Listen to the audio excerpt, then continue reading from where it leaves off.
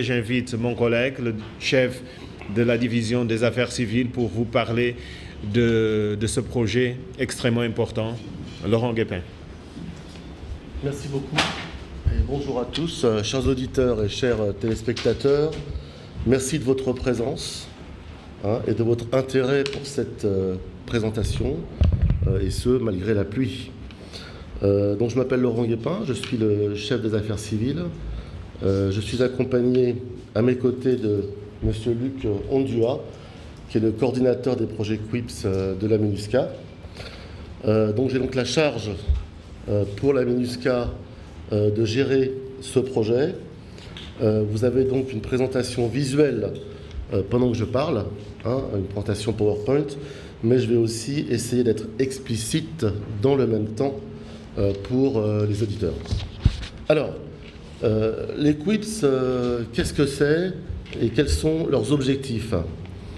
Donc c'est un outil en fait de la mission qui est ouvert, si vous voulez, pour la mise en œuvre avec des partenaires nationaux, centrafricains essentiellement, de projets à impact rapide, ouverts donc à toutes les composantes civiles, militaires et police de la MINUSCA. Alors, la mise en œuvre des projets QUIPS vise essentiellement à établir, si vous voulez, des relations de confiance avec les communautés centrafricaines. C'est un outil d'accompagnement dans le cadre de notre mandat de protection, de restauration de l'autorité de l'État et de dialogue communautaire. Ces projets donc à impact rapide servent aussi, si vous voulez, à soutenir le redressement et de créer des conditions de développement. Essentiellement, ces projets à impact rapide sont des projets pour renforcer le processus de paix dans le cadre du mandat. Alors, vous avez ici un petit peu la fiche technique des projets à impact rapide. Ce sont des projets de petite taille, maximum 50 000 $, d'une durée maximum de 6 mois. Le budget alloué en 2014-2015 était de 1 million lors de l'ouverture de la mission au mois de septembre 2014. Et progressivement, vous voyez qu'en 15-16, 16-17 et maintenant 2017-2018, le budget est à environ 3 millions de $. Donc de 2014 à la fin juillet 2018, parce que notre cycle budgétaire est de juin, année N, à juillet, année N à juin, année M+1, sera environ de 10 millions de $. Alors, qui est éligible au financement de ces projets? Alors, tout d'abord, les institutions nationales, les ONG nationales, les associations communautaires, mais aussi les organisations de la société civile, les agences du système des Nations Unies, le personnel en uniforme de la MINUSCA. Les secteurs d'activité, je l'ai mentionné, couvrent essentiellement la protection des civils, la cohésion sociale et la restauration de l'autorité de l'État. Alors, point important ici, nous ne sommes pas un bailleur de fonds. La MINUSCA, avec 3 millions de $, même si ces projets sont importants, sont des projets d'accompagnement. Les grands bailleurs de fonds sont plutôt l'Union européenne, la Banque mondiale. Voilà. Par contre, nous servons, je dirais, un petit peu de moteur, de relais et d'accompagnement. C'est un processus aussi participatif qui vise à un accompagnement des communautés au quotidien. C'est un outil d'appel aux grands bailleurs et aux grands projets. Alors, vous voyez ici, dans la feuille suivante, les réalisations entre 2014 à 2017. Alors, ce qui est intéressant, c'est qu'on a commencé, si vous voulez, ces projets, d'abord dans des projets d'appui au redéploiement de l'administration et de l'État. 77% des projets 2014-2015 étaient consacrés pour réhabiliter et construire et équiper ce type de bâtiment administratif. En 2015-2016, vous avez maintenant 43% du total des projets qui ont été destinés à la restauration de l'autorité de l'État. Et en 2016-2017, donc cycle budgétaire qui s'est terminé au mois de juin de cette année, on est tombé à 60% de projets plutôt tournés vers la cohésion sociale. Vous voyez un peu la flexibilité de ces projets. On s'adapte en fonction des besoins des communautés, en coordination et en appui aux autorités locales et nationales, et on remplit, si vous voulez, des gaps, des besoins.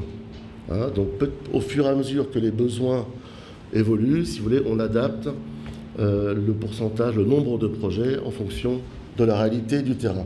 Au total, de 2014 à 2017, nous avons financé et mis en œuvre 230 projets sur l'ensemble du territoire.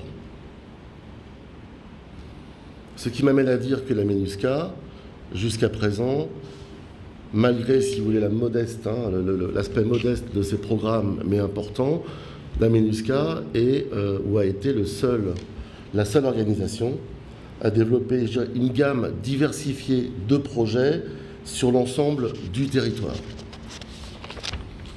Alors, si on rentre dans le détail, ça c'est la slide suivante, vous voyez qu'en termes de protection et de sécurité, on a réhabilité des ponts pour permettre en fait de désenclaver et de rendre certaines communautés accessibles pour mieux pouvoir les protéger. Accompagnement. En termes de projet, nous avons aussi réhabilité ou aménagé des points d'eau, construit des bancs de fontaines pour faciliter par exemple l'accès des femmes et des enfants à l'eau potable avec une meilleure sécurité.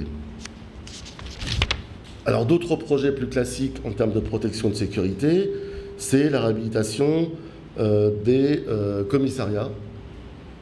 Je vois mes collègues en uniforme ici, mais aussi des gendarmeries, comme c'est par exemple le cas en ce moment à Bombari, mais aussi à Bria, à Kayabandoro, à Bossangoa, à Pawa, à Birao, à Berberati. J'insiste pour vous dire qu'en fait, on essaye de construire petit à petit une cohérence au fur et à mesure des années. En termes de protection et de sécurité, notre objectif, c'est de rétablir, si vous voulez, la chaîne pénale,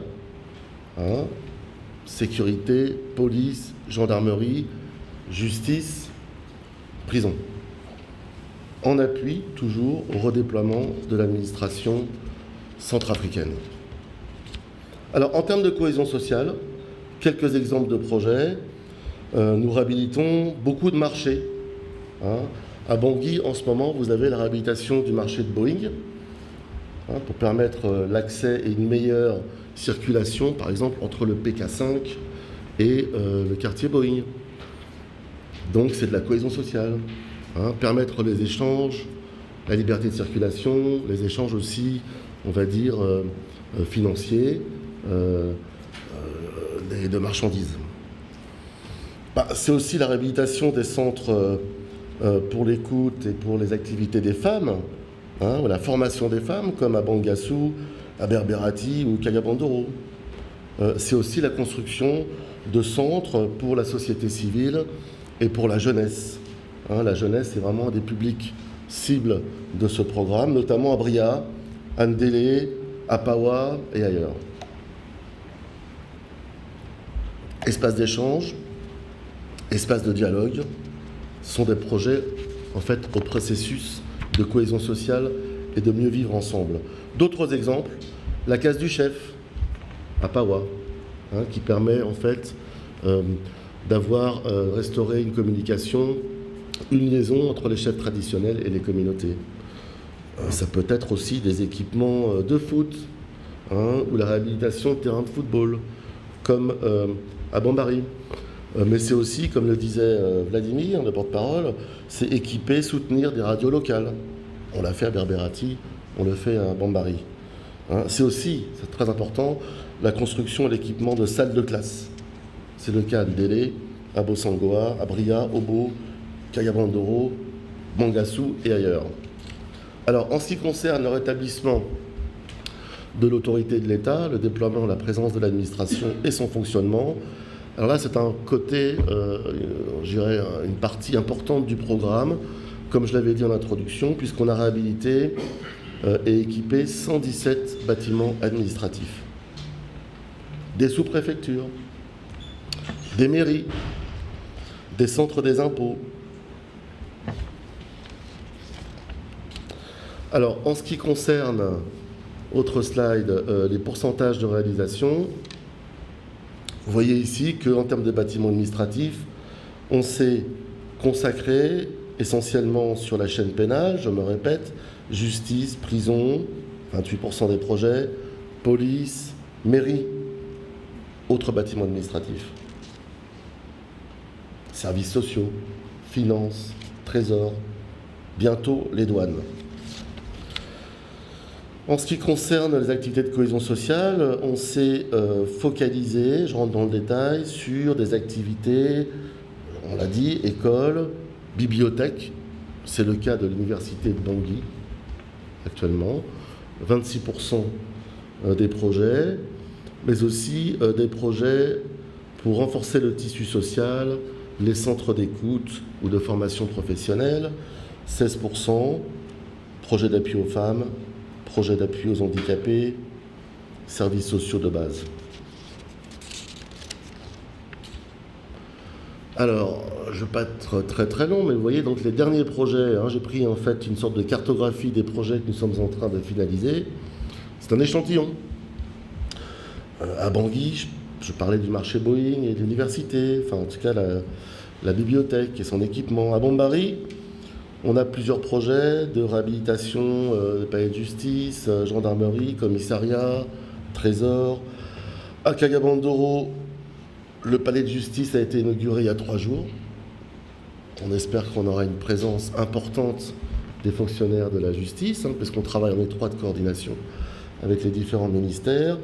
À Bangassou, c'est par exemple la réhabilitation du lycée, le lycée moderne de Bangassou.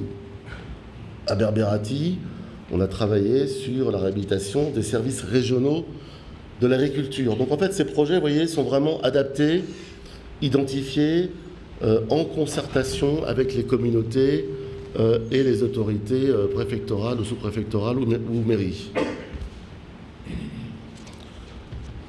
À Obo, on est en train de construire le stade Tata Mopoi. Alors pour terminer, je vous donne quelques chiffres clés. Alors 230 projets depuis 3 ans, ce qui veut dire que les projets sont en moyenne $30 000.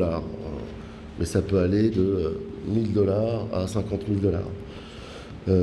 117 bâtiments administratifs, je me répète mais je résume.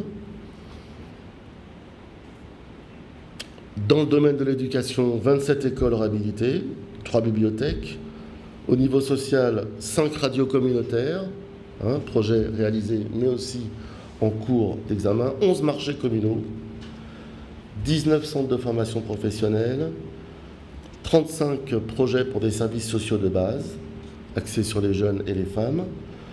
En termes d'emploi, les QIPS, les projets impact rapide, c'est environ 5 000 emplois d'urgence, parmi lesquels l'embauche de plus de 1500 femmes. Mais je terminerai aussi que ce sont aussi des projets, je dirais, qui sont réalisés par des centrafricains, puisque la majorité du personnel de la MINUSCA qui suit ces projets, ce sont des collègues centrafricains et qui sont mis en œuvre essentiellement par des organisations, des ONG centrafricaines. J'ai plus de 80%, on aura peut-être dans le détail avec Luc, on a plus de 80% des projets qui sont mis en œuvre, gérés, réalisés, remis aux autorités par des organisations centrafricaines. Mais je terminerai en disant attention quand même à la casse. Parce qu'il est vrai que dans des zones comme Kayabandoro, Bria, même Bangassou, qui connaissent des montées de violence, ça a des répercussions, malheureusement. Vous voyez, donc on reconstruit, on appuie le gouvernement dans son redéploiement, dans son fonctionnement, Mais dans le même temps, on a aussi quelques projets qui ont été saccagés ou qui ont été endommagés. Et là, ça fait vraiment mal. Je pense que c'est vraiment dommage. Hein, donc, j'espère que vous nous ferez une bonne presse. On a besoin des journalistes pour faire connaître ce qu'on fait au quotidien et pour vraiment aider, hein, que vous nous aidiez à préserver ces richesses, ces nouvelles richesses, ces nouveaux investissements. Je vous remercie énormément. J'en ai fini. Merci beaucoup, Laurent, le chef de la division des affaires civiles de la MINUSCA, pour cette présentation sur les projets à impact rapide. Et maintenant, mesdames, messieurs les journalistes, nous sommes disponibles pour vos questions sur ce qui vient de vous être présenté, mais également sur l'activité de la semaine et le travail de la MINUSCA.